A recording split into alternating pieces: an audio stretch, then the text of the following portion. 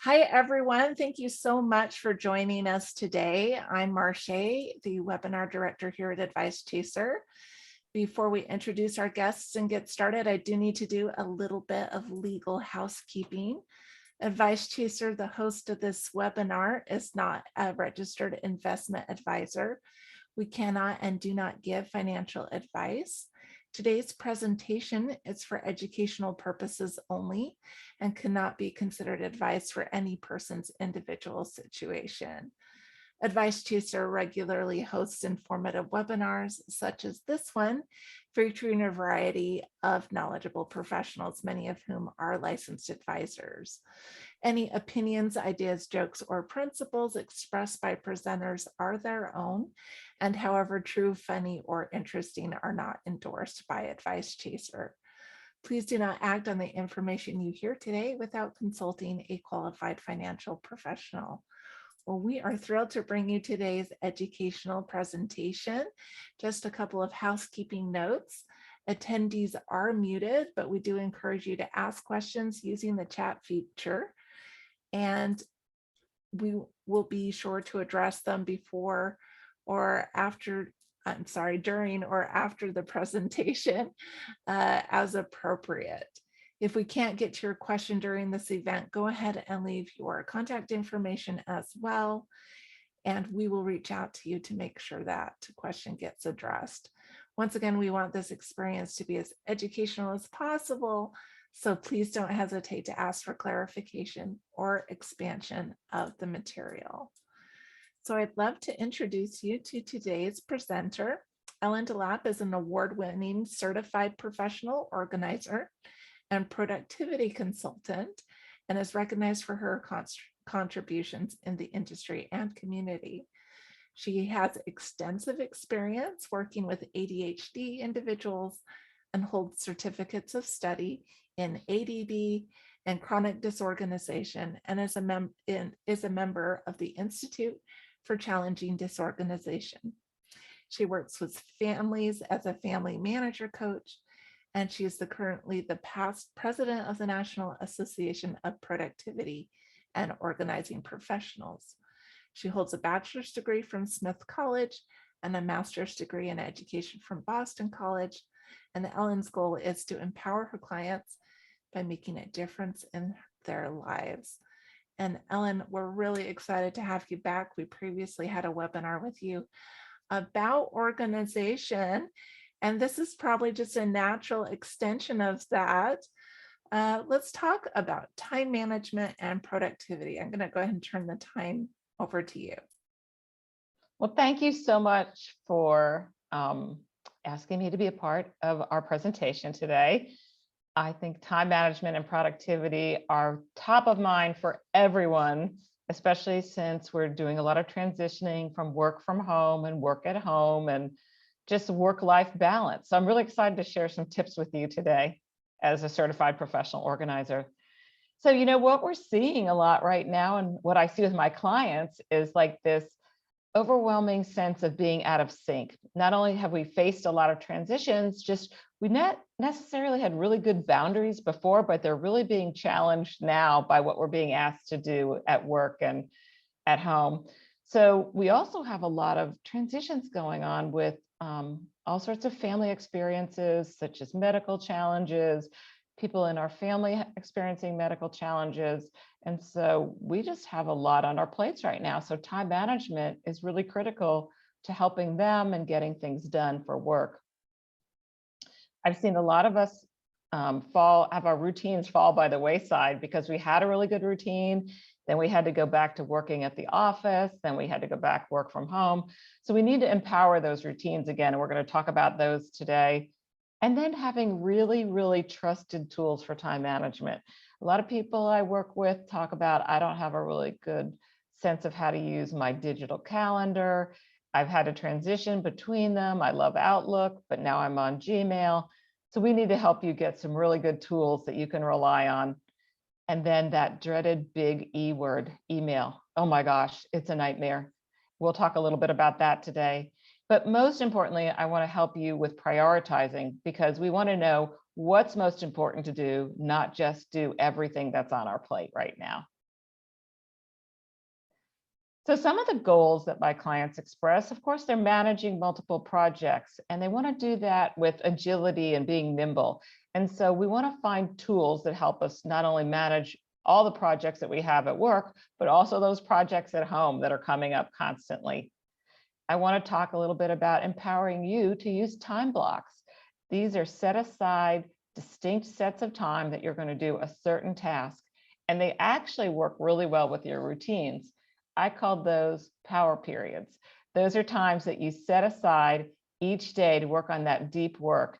And by managing the expectations of people around you and setting up your time block, you're really going to get the most done. Many of my clients have time blocks for email, which is that dreaded time that they just need to go through rather than having email constantly in their face. Just be thinking about the 3 most important times to do email throughout the day. And then, of course, managing interruptions. Don't we always feel like we're more putting out fires than being proactive about our work? And creating an efficient workspace, because those spaces can be very distracting, especially if you have a lot of things that are on your desk, right? And then finally, what's our big goal? Of course, it's spending time doing what we love with the people we love. So that's our big why behind what our goals are.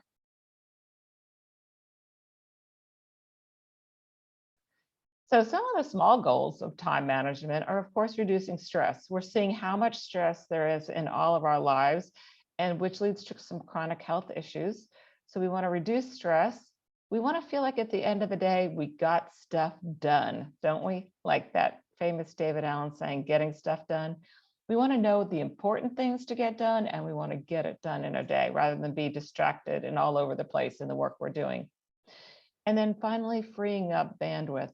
So much of our organization has to do with productivity, and that leads to being able to be attentive and mindful of like time with our family, time with those that we work with, time in the other really important things that we do spiritually or emotionally. So our goals are pretty intense for time management, but we can manage this. We can do this. So I have a couple tips here I want to share with you that are tried and true. My clients use them all the time, and they would endorse my sharing them with you. First of all, customizing your calendar system. I really believe in what I call the hybrid system. Like it used to be that you were only a paper person or you were only an electronic person, but not anymore. In the new world of how we work, we want to have both going for us. So that requires some synchronization. The paper planner is often where I'm putting not only the appointments, but also my task list. And we'll talk about that in a minute, a customized task management system. So not only do I have things that are digitally reminding me of meetings that are coming up, especially since many of them are on Zoom like this, but my clients also use a system where they write things during their weekly planning time. They go back and enter those on their digital system, whatever system that is. So they're very synchronized in using both paper and digital. They also have customized task lists. So these are ways that we're keeping up with all the things we need to do and prioritizing them. So some of those examples that my clients might share with you not only have to do with certain lists and way they make lists, they make them digitally using notes. They make them digitally using systems like Trello or Asana. And then they can go back and print those out if they also want a visual copy. And so there is duplication, but what I find for most people is by writing things out and seeing it multiple times, it helps them manage what's the priority. So going back and reviewing, are these the most important things for me to get done this week? I often talk with my clients about what I call 3 most important tasks. I refer to them as MITs. And those are the things that every week during our weekly planning, we want to prioritize what's most important to be done this week. Just 3 things, which you're thinking, oh my gosh, 3 things would never even, nothing would be off my list if I only did 3 things. But by focusing on those 3 important things, you're giving yourself permission to do your best work, do very thorough work, and then it will come off your list rather than being a straggler on your list for a long time. So those routines, like a weekly meeting, gives you the opportunity to also delegate and automate. So when you're having your weekly meeting with yourself, it's you, your planner systems, your task list, and maybe a coffee or in a special location that gives you the opportunity to focus. Then you're going to think about, who am I delegating and what can I automate? So delegating, often we can look around us and see there's many people. A lot of people are looking to virtual assistants. A lot of people are looking to people who want to re-enter the workforce and have a lot of organizational skills. Automation, we see lots and lots more of that now that pandemic has been here. We're thinking about ways to purchase groceries online and have a subscription at Amazon where things like your paper towels come to you on a regular basis.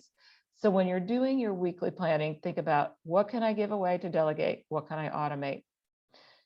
We're also seeing people having work-life integration going on. So we really need to be sacred about our boundaries. When is the end of our workday? Literally charting that so that we can put that in our time management system. And here's where a professional can really help. Many of those who are certified professional organizers in my industry are also certified coaches. And we're here to help you craft that personalized system, help elevate the way you do your work so that you're not only planning your work and working your time, but being smart about your work. And so that's where professionals can really help you process and strategize. We had a question here, and I thought maybe this would be a good time to address this. Can you talk a little bit about what this person says, a big hairy project? So, maybe it's going to take a month or a couple weeks to tackle that. Oh, I love that. I love this question. And you're right, Marche, that we have to think of step by step in our big hairy project. So our big hairy project is manageable sequential steps. And that's not always easy if you don't take a moment to make that plan, and also give yourself deadlines for each piece of the plan. We have a big hairy project right now called taxes, don't we? And that big hairy project, we want to do one step at a time, give ourselves a reward for getting that done, because, hey, that was scary and also painful. Maybe we had to find all that information. And then we go on to the next step. So when we're making our plan, using time blocks is really a valuable resource, because then do an hour of work, then have what I call percolation time. That's time where you let it sit, you think a little bit more about it, come back to it for another hour. So that's very linear. Some of my clients, we just need permission to say, we're going to take a whole day just to have one topic we're working on. And so you choose what's most valuable for you and how you go about your big hairy project. All right, thank you. There was one comment here that said, yeah, I'm a do the big project all at once kind of person. So that's good. Yeah, you have to choose what works for you. There's no rules about this. It's the way your brain works. So for productivity, we definitely have some tips here that could make a difference. Managing multiple projects, very challenging for a lot of the people I work with. And it's because as they're doing one project, it seems like other projects don't necessarily have the time allocated to them. So what you want to do in your planning for productivity is think about, can I delegate this next step? Can I intersperse these projects where I'm waiting for something and then managing and doing an additional project? And that's also where our trusted tools come in, because that way we don't have to keep it all in our head. Our goal is to get stuff down, write stuff down, put it in a tool that will work for us. And we want to set some goals. And we know that deadlines are our friends, even though they could be difficult to accomplish. So those goals really end up being miniature deadlines. Sometimes we set some deadlines that are going to help us get things done rather than the real deadline, because that real deadline we want to be done beforehand, just in case we want to do a little tweaking. So setting these weekly, monthly, quarterly goals helps us also think big about what we're trying to accomplish, and keep aligned with the actual goal of the project. So beginning a new position or starting a new business, you definitely want to add some structure. Just this week, I was talking to a client about, she had started a new position, and it was really about creating some standards for the people she worked with so that they brought her materials that she was ready to approve or help them accomplish their goals. It was also about setting a guidebook in place, another kind of structure, so that when people know here's the best product and here's the way to go about it and here are my resources. And then it's also about procedures, like walking through a timeline with the people you work with. And if you send me this material on Wednesday, I can have it reviewed for you by Friday. So we're not really reactive, we're proactive in how we're managing structure and procedures. I want to spend a few minutes on email. Again, I did say that is like the biggest, hairiest project we have every day, right? Is email. My tips are thinking about it as a tool for you to use rather than an ogre lurking inside your computer every day. So when you think about it, if you had real snail mail, would you run up and down to the mailbox to find that mail every few minutes, or would you wait until it comes once a day? So think about the email is the tool for you to communicate. Checking it 3 times a day is optimal because that way you know nothing falls through the cracks. One of the other things I like about email is responding. If it's a quick answer in 2 minutes or less, just do it. But if it's something that's going to take more time, it really goes on your task list. And it's usually sometimes, not always, but sometimes that information in that email is actually a project to do rather than an email to respond to. So then you want to definitely put it on your task list in the bigger picture of what you want to accomplish in the week and give it a time block to get that work done. And then the other thing about email is it does tend to build up super quickly at the beginning of the day. Toward the end of the day, it's, people are leaving for work, so you have the end of the day. So you might want to put a time block just for answering email at the end of the day so that you start the day fresh. I think a question came in while I was talking about email.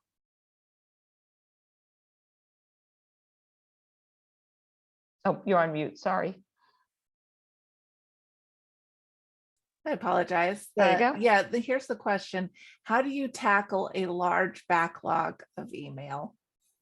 So one of my tricks, I'm an Outlook user, is I rearrange the subject line. And so the subjects, I know it's very popular for us to have threads right now in our email, and sometimes that's a blessing and a curse.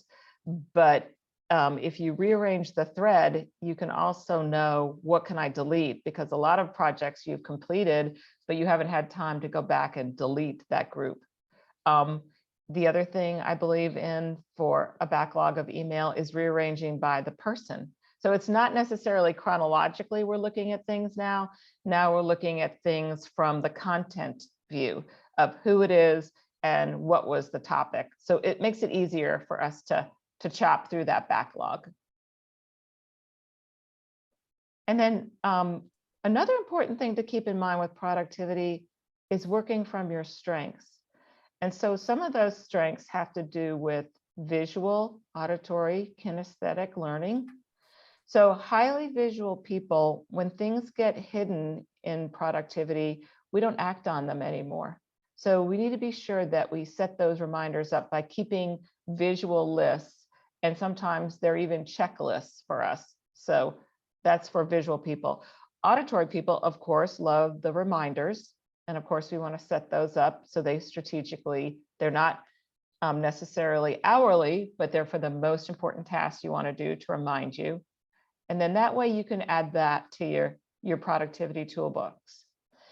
So again, talking about how a certified professional organizer or certified coach could help you with productivity is to help you fine-tune your tools and to help you decide which are the tools that work the best for me. They can also help you set up your project planning with Asana or Trello. So again, finding experts. We have all sorts of certified professional organizers that have productivity training with these tools that are certified in those tools as well.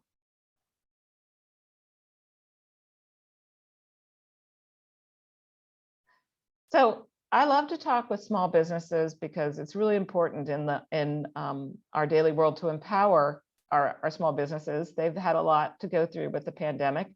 So of course, we want systems and processes that enhance your productivity and efficiency. So for some of the small businesses I work with, one in particular, they're in a creative field. They came up with using a certain productivity tool that ran through the process of the products that they sold. So that way they were way more efficient. This is an example. They sell prints and cards. So not every day did they want to be mailing out these prints or cards as the orders came in. So we set up a system that they accept orders Monday through Thursday, and on Friday is their mail out time. So again, it's about finding what's more effective for them, using their resources more wisely, and having a system and a process that's more efficient. The same goes for our desks. So while we still have most of our information inside our computer, we still have a lot of paperwork that some of us print out papers because it's easier to read. Some of us like to write through our drafts of some of our work. So when you're thinking about the things that belong on your desk, remember they're the things that you use every single day. There should be a slot for papers that run through the process of whatever you're doing with those papers. So if it's some kind of draft you're working on, make sure that every day that you have the updated draft, you can let go of the old draft, things like that. So think of your desk as you really want a blank canvas when you come in the morning. You want it to be clear so it invites you to do the work that you should be doing. And then creating a productive workflow means that not only for everyday work, but for those activities that align with your goals. So sometimes it's viewing a dashboard of all the information of how, what is my income this month?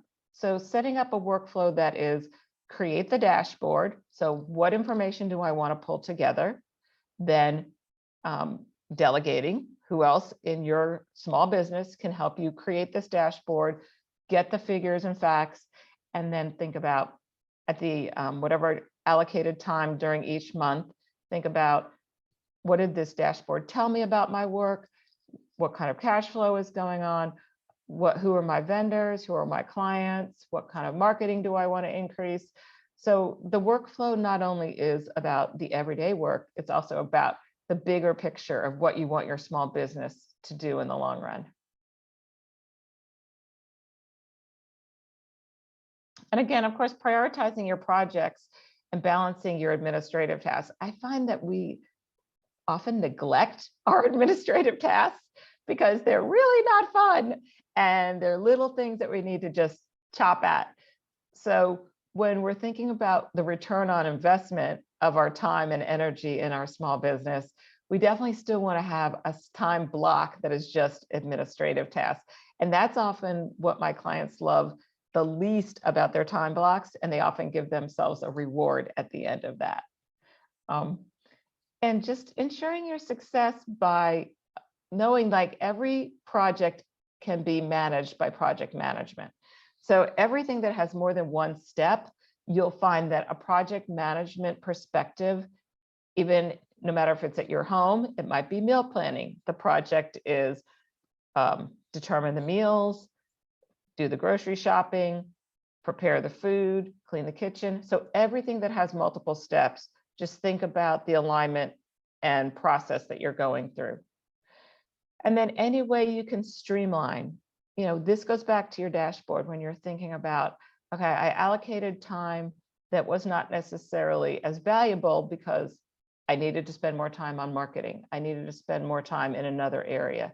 So it's only when you have like a quarterly review or a strategic planning time, that's what's most valuable for your small business, because you can pull that information together to leap forward in your business. And small business help is abundantly available by certified professional organizers.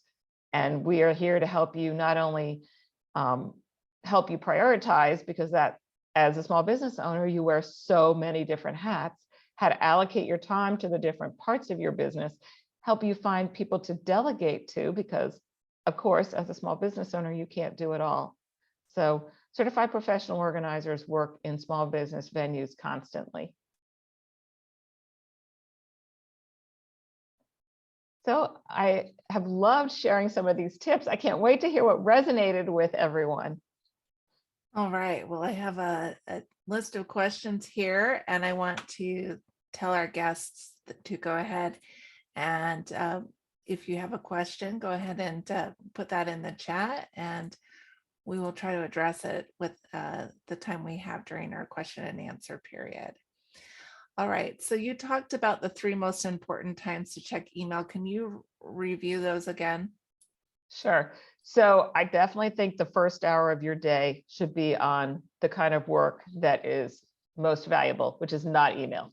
So I tell people, while it's painfully difficult to not check email the first hour of the day, according to organizing guru Julie Morgenstern, I do think you need to check email around 9 or 10, depending on when your day starts, and then at 1, and then at 4 or 5 in the afternoon. And the 4 or 5 might be the most lengthy time. So usually I tell people, depending on the amount of email they get, they might be checking email for 30 minutes, or they might be checking email for an hour. So that end of the day email often also coincides with our natural energy flow at the end of the day. So it is a good time to kind of check and allocate some time to addressing things at the end of the day. Again, in an effort to clear your plate for the next day's activities and priorities. All right. And a follow-up question to that, how long do you allocate to check email? I usually allocate 30 to 60 minutes, depending on the quantity of email that you get. I probably get, about 60 or 80 emails a day. I would say most people get more than I do. Another thing I highly recommend about email is having a separate email for shopping, because a lot of the things that are coming in are marketing emails frequently throughout the day, more than one, often from some entities. So if you have a separate email for shopping, you can go to that shopping email when you want to spend a little downtime, but also just when you're ready to shop. So it's not coming at you. All right, here's another question about the dashboard. Is that something that you use a productivity tool for, or can you use a whiteboard? Can you explain a little more about what a dashboard might look like? Sure. So a dashboard has lots of flexibility and creativity. So for me, in my small business, my dashboard has to do with, I like to check the analytics of the marketing that I'm doing. So that's one criteria. I also have a monthly Excel sheet that is my income and cash flow. And then I also use Quicken and QuickBooks for assessing the expenses that I have. So I think you create the dashboard that you want. And often these are built into productivity tools, but often they're these little separate elements that you pull together yourself. And they're really assessing the health and achieving the goals that you want for your business is where you should look to find the elements of your dashboard. Here's another email question. Email's a hot topic. How do you deal with emails that have articles you want to read or reference at a later date? So I have folders that I keep by content area. And what I find is that I don't always go back to them. You can also bookmark them if you want. And then there's a tool called Evernote that some people use, that in Evernote, it's a digital tool that you can create notebooks, and those notebooks can be content driven. So then you can save your articles by content. Can you talk a little bit about, this is a good one, instant messaging. So for example, a lot of people use Slack or Teams or another instant messaging application at their work, and they're constantly being pinged during the day to handle that? I think it goes back to the culture of the organization. If they can choose to turn off their instant messaging for designated time periods. And so it's more like the time block of certain times throughout the day that they have instant messaging turned off. They could do that simultaneously with their colleagues so that everybody has a work time to get something accomplished that is a priority. So. All right, can you talk a little bit about how setting up a system might be fun, but maintaining it is, talk a little bit about that. I know we talked beforehand about how to make that fun. So there's lots of ways that we can introduce fun aspects to our maintenance factor. One of the things that I find a lot is that people love tracking mechanisms. So knowing, like, keeping your tracking going that never break the chain. And so having a mechanism that, even if it's something on Excel or something as simple as keeping a check mark in your paper planner on today I did the steps. Checklists are also very popular. People love checklists. You can create digital checklists in all sorts of notes programs online. You can also just add the element of, when I'm doing the maintenance, I need to add some fun to it, like having a playlist that has to do with, this is my productivity wrap up time. And one of my colleagues talks a lot about playing like the closing fanfare to the Olympics at your wrap up time. So we have lots of interesting ways. So think about the ways you like to make anything fun and add that to your maintenance factors. You talked a little bit about planning time. What does that look like? Can you give a more specific example? I think what someone has asked here is that I would love more concrete examples. So Sure. Let's go into that one. So weekly planning time is something I recommend that people do individually and also with their family. So weekly planning time is usually Sunday afternoon. You gather your tools, which are your paper planner, your online tools, your task list, and you set aside an hour to review, what are my current projects? What are the projects that are in waiting mode, like I'm waiting for something to come back to me? What are the projects that I can forecast forward? Like, often there's projects that revolve around a seasonal aspect, or they might revolve around the next set of strategic goals you have in your small business. So at this weekly planning time, you're immersing yourself in being sure that the things that need to be done this week are part of your 3 most important tasks. Then things that you're pausing, do I need to prompt this next step? Like, maybe it's gone on for a couple of weeks. Maybe I need to be sure that it's really actionable. Maybe that person who I'm working with has a question and they have paused in their work. And then forecasting forward. So what's coming up in the next 3 weeks that I need to be sure that get worked into my calendar. I usually take about an hour to do weekly planning because I'm very agile at it. In the beginning, people are adding a lot of tasks. Adding tasks to your task list should be a daily activity so that you always have all of your current tasks. What you're doing during weekly planning is prioritizing them, making sure the most important ones are being acted upon this week or next week. And that way, we're not always fighting fires. We're being proactive about the activities that are essential and priorities. So you've heard me say priorities about 100 times during this event. And that's what it comes down to. We have a lot of shiny objects that sound really interesting, but are they a priority? And that's what you're doing during weekly planning time, is being sure that nothing's being left behind and coming into view what's coming up. So this is a comment here that I get into planning, but then I get excited about a project and then I just start doing that project. Yeah, that's right. Hold back a little, get the tools ready, give it a time slot, give it a time block. All right, we had another question about the dashboard. So you said that for your business, you basically have 3 programs that you're going to look at those 3 high-level priorities you have. So when you say a dashboard, are you really just saying, like, I set aside a time every week or every quarter or whatever to look at these particular things? Can you explain that a little better? Sure.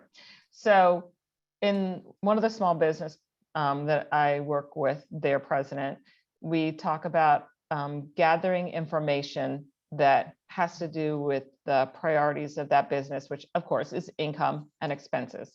So where you gather the income, and I should say this is a monthly dashboard you should be looking at, or quarterly. So this isn't something we do every week, because we don't, we might be not getting the kind of data we need because we don't have enough time allocated to gather that information in a day or a week. So a month or a quarter is what you're looking at. And by determining what are the ways that you gather your income, it might just be that you're looking at QuickBooks or whatever financial data you have. Or you might be going to your professional, who is your bookkeeper or your accountant, and they're gathering that data because they've entered the information for you and you're reviewing it.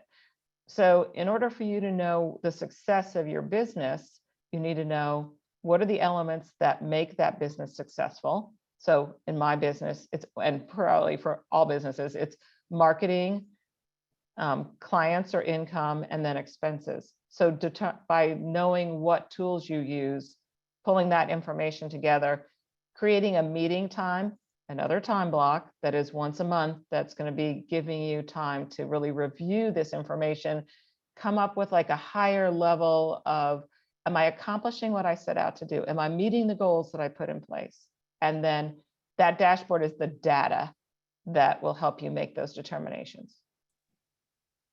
Here's a good one. I'm always putting out fires. How do I get enough time in my schedule when I'm putting out fires all the time to actually do planning? So a lot of times it's this conversation with the people that are around you and above you, that they are in the same position you are, that they're feeling that their whole day of work is about doing everything else for everyone else. And then finally at 5 o'clock, I can finally do my work and it's time to go home, or time to start dinner at home from my work from home.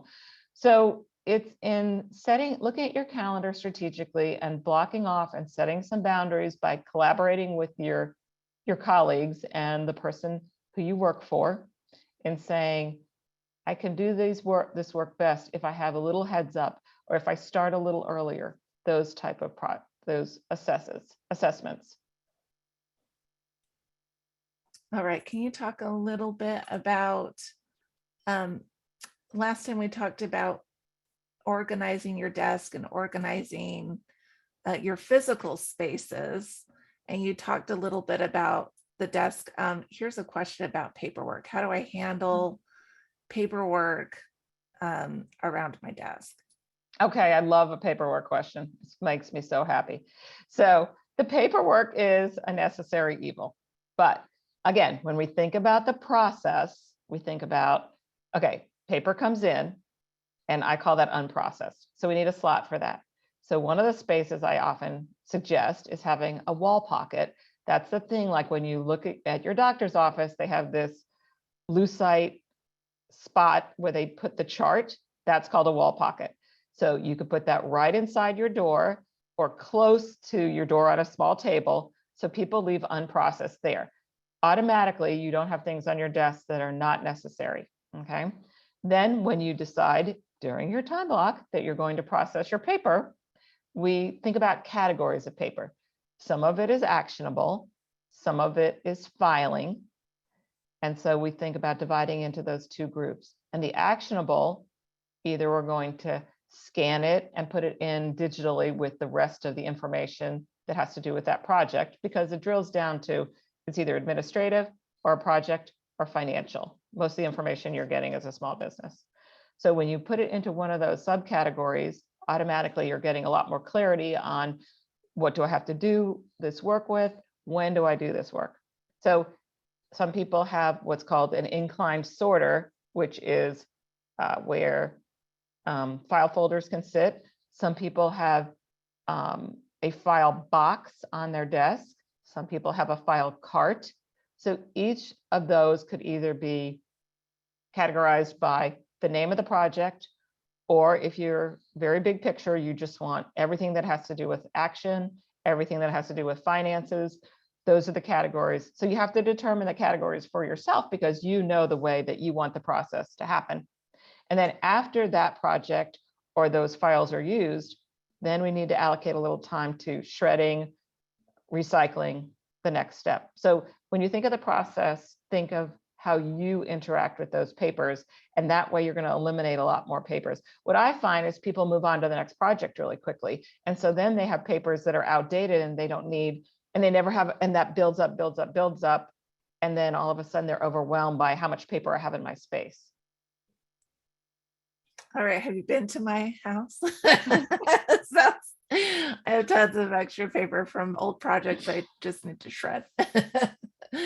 All right, I have a couple more questions here. And then I believe we're gonna have to end this, but first of all, in your bio, you talked about working with people with ADD and ADHD. Can you talk a little bit about that? I know this is not the webinar about that, but maybe in the idea of productivity and time management for people who have ADD and ADHD. So definitely people with ADD or ADHD have time management challenges of a different sort because time awareness is one of the biggest gaps for people with these brain-based conditions. So one of the first things I talk about is creating more time awareness for yourself. So think about having this analog clock, kind of like in our picture here, where you can see time elapsing in the space you're working. So we're thinking about bringing more awareness to time management for the sake of productivity. We also talk a lot about procrastination and getting started on work. And so creating some strategies that have to do with, I call it the warm up, like the prelude to doing the work so that you do get started doing whatever the plan is.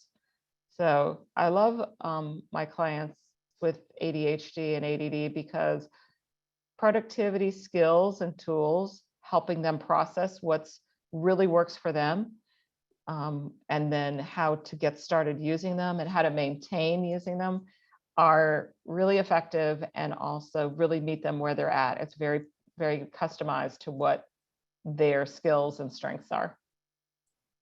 All right, and one last question here. I overcommit to things that I would like to do, but don't necessarily have time to do. What's a good way to start managing this better? So I think in our self-talk is a very good first step because I think you're already aware that this is a challenge. So your self-talk can be something about, I have to check my planner first. I have to work on my weekly planning. So going back to not only giving yourself permission to say no to start with, and then giving yourself permission to say yes when you see that you have available time. And it is one of the hardest things is setting these boundaries for ourselves because we just love connection and helping. So, but start with baby steps, just thinking about, let me check my calendar as your new mantra first. Well, thank you so much. What great tips. We're definitely going to ask you to come back. And we would love to talk some more about some of these skills that you mentioned. On behalf of Advice Chaser, we want to thank the organizations that have made this webinar possible today, and to our attendees, look for an email soon with a replay of this event, and you're welcome to share that replay with your friends and family. Here at Advice Chaser, we're all about helping you find a financial advisor who is a great fit for your life and your financial questions.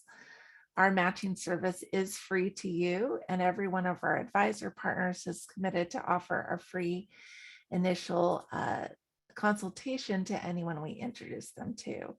Find out more by going to advicechaser.com. and clicking on the link to find an advisor. Once again, from Advice Chaser, thank you so much for coming, and we will see everyone very soon at another webinar. Bye, everyone. Bye. Thank you.